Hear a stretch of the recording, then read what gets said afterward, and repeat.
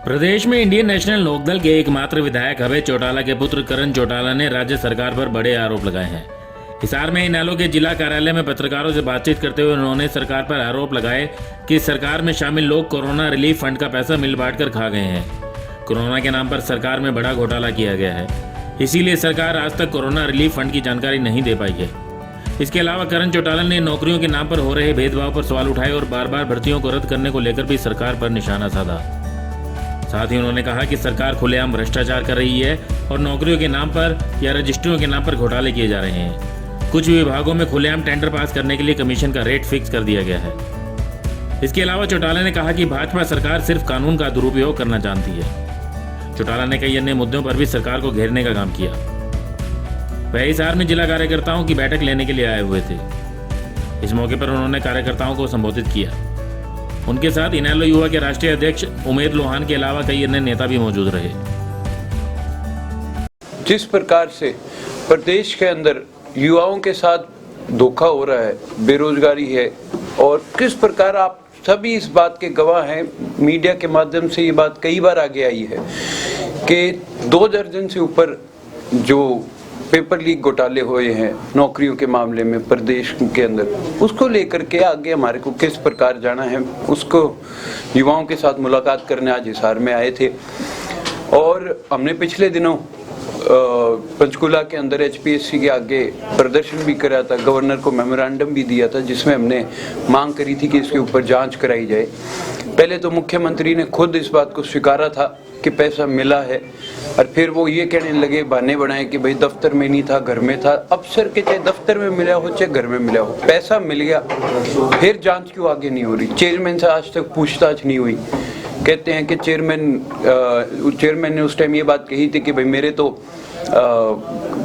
को रिश्तेदार इस नौकरी में अप्लाई कर रहे हैं, इसलिए मैं इसमें वो नहीं कर सकता। चेयरमैन कहीं ना कहीं अपने आप को बचाने का काम कर रहा था। और फिर आपने अगर उसमें HPSC की नौकरी में अगर किसी को ये अधिकार देना था कि सिलेक्शन आप करेंगे, तो फिर उसी पोस्ट पे जो उसके इक्विवेलेंट कोई अधिकारी था उसको देते, आपने एक जूनियर को कैसे दे दिया? जिसको आपने दिया उसके ऊपर पहले ही भिवानी में जब वो नौकरियों के मामले पे उसके ऊपर भ्रष्टाचार का आरोप लगा हुआ था, आपने ऐसे आदमी को क्यों दिया? इस प्रकार के कई मुद्दे हैं प्रदेश के अंदर। दूसरा, इन्होंने एक नारा दिया था अंत्योदय का कि भाई आखिरी आदमी को फायदा देंगे। आज इन्होंने हरियाणा प्रदेश के जो DC रेट की नौकरियां थी उसको 3 कैटेगरीज में बांटने का काम किया है, A, B और C कैटेगरी। उसमें A कैटेगरी में तो सोनीपत, गुड़गांव, पंचकुला, फरीदाबाद, ये 4 जिले कर दिए। B में कुछ और जिले हैं। C में इन्होंने हमारे को सिरसा, फतेहाबाद, जींद, इन जिलों को ला करके डाल दिया, जिसमें A कैटेगरी वालों की जो वेतन है वो तो वहाँ से 21 से 23 हज़ार तक का है। जो B कैटेगरी वाले हैं उनका तकरीबन 19,000 है।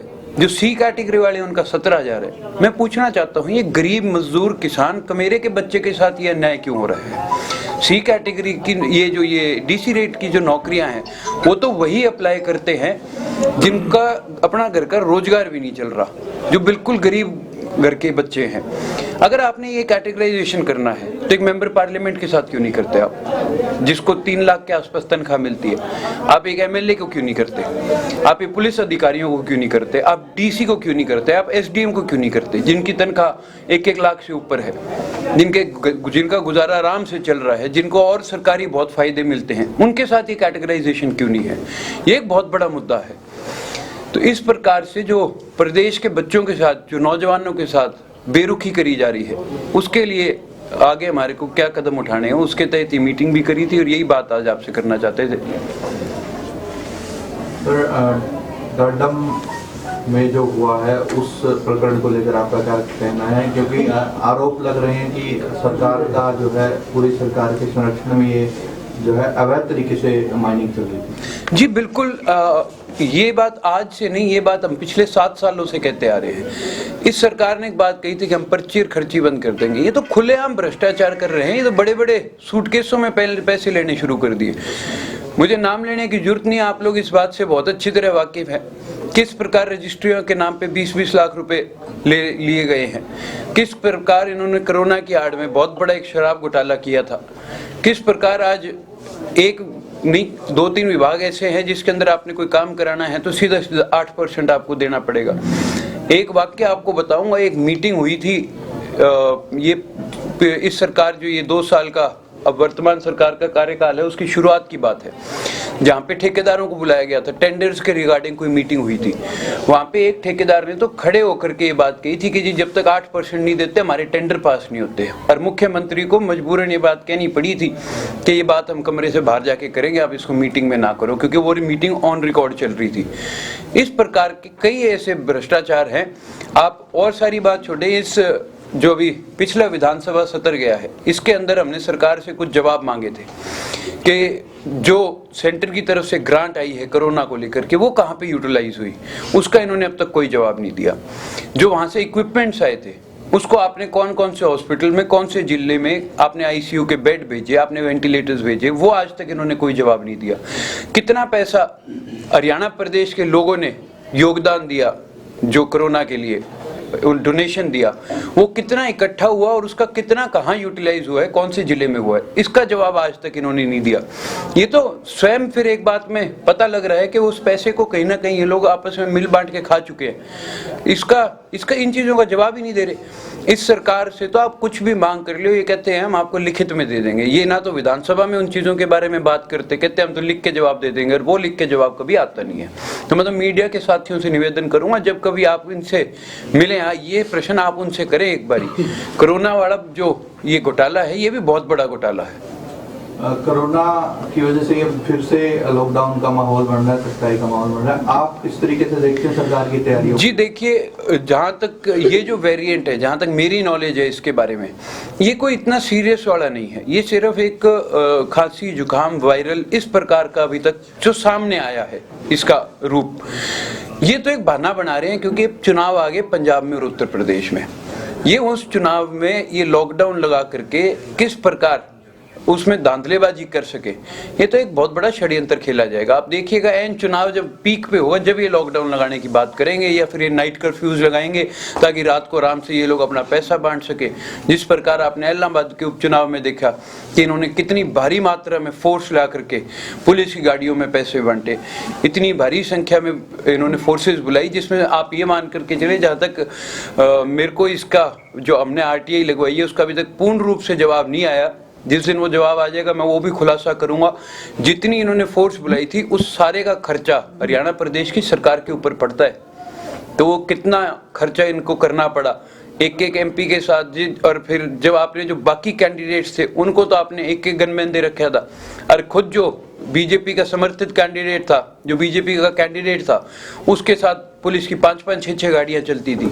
ये फिर किस तरीके से इन्होंने सारे वे भेदभाव किया है, इन्होंने कानून का दुरुपयोग किया है, उसके बहुत बड़ी धांधलीबाजी है। अभी कोरोना का आपने जिक्र किया, कल रात को एक डॉक्टर देवेंद्र बलारा ने चंडीगढ़ में कोरोना को चैलेंज करते हुए सवाल उठाए कोरोना के ऊपर। कल रात को उन्हें गिरफ्तार कर लिया गया और साथ में हमारे एक मीडिया के साथी को भी गिरफ्तार कर लिया गया। इसके बारे में आप क्या?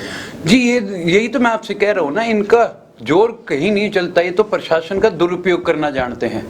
तो ये तो जो इनके खिलाफ कुछ थोड़ा मोटा भी बोल जाता है, ये तो उसके खिलाफ कानूनी कार्रवाई शुरू कर देता है। आपने देखा नहीं किस प्रकार इन्होंने आंदोलन के अंदर जो किसान बैठे थे वहां पे किस प्रकार उनके ऊपर, आंदोलनकारियों के ऊपर इन्होंने मुकदमे बनाए। उससे पहले जो जाट आरक्षण हुआ था उसके अंदर बेकसूर बच्चों के ऊपर इन्होंने वो बना दिए थे, मुकदमे बनाए थे, जो आज तक भुगत भोगी है इस बात के।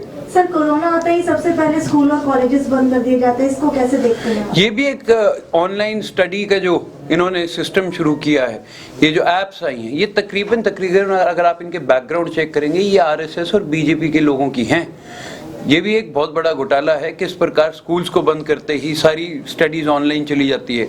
और ऑनलाइन स्टडीज़ का मेरा ये मानना है बच्चों पर और ख़ास तौर पर छोटी उम्र के बच्चों पर बहुत बड़ा ये एक नुकसान है। उनका दिमाग इधर उधर, ध्यान इधर उधर भटकता है, गलत चीज़ों की तरफ ध्यान जाता है। ये चीज़ इनको बंद करनी चाहिए। स्कूल्स चलाइए आप लोग, ये तो सरकार का काम है, इसको किस प्रकार से कंट्रोल करके चलाना है। हरियाणा में टोल की कार्यप्रणाली को लेकर बार बार सवाल उठ रहे हैं। कभी कहीं पर प्रदर्शन किया जाता है किसी गांव को फ्री करने की बात है आसपास के, उसके लिए कंडीशन हर जगह के लिए अलग अलग है। कहीं 5 किलोमीटर तक फ्री। यार आप मेरे को एक चीज बताएं, आप टैक्स भरते हैं? जी बिल्कुल भरते हैं ना, तो फिर हम टोल का अलग से टैक्स क्यों दे रहे हैं? जब हम गाड़ी लेते ही टैक्स भरते हैं जब हम रोजमर्रा जिंदगी में हम टैक्स भरते हैं, सरकार का काम है इनको रिपेयर करके रखना, तो इसके लिए हमारे से दोबारा टोल क्यों लिया जाता है? सर आप क्या कहेंगे अगर भविष्य में आप इंडियन नेशनल लोकदल की सरकार आने पर मेरा तो निवेदन यही रहेगा चौधरी ओम प्रकाश चौटाला जी से और पार्टी के सभी जो मेन फैसला करने वाले लोग हैं हमारे, उनसे मैं तो यही निवेदन करूंगा कि टोल के ऊपर हमारे को विचार करके इसे बंद करना चाहिए। सर टोल टैक्स के ऊपर विधानसभा में सवाल क्यों नहीं उठाया जाता?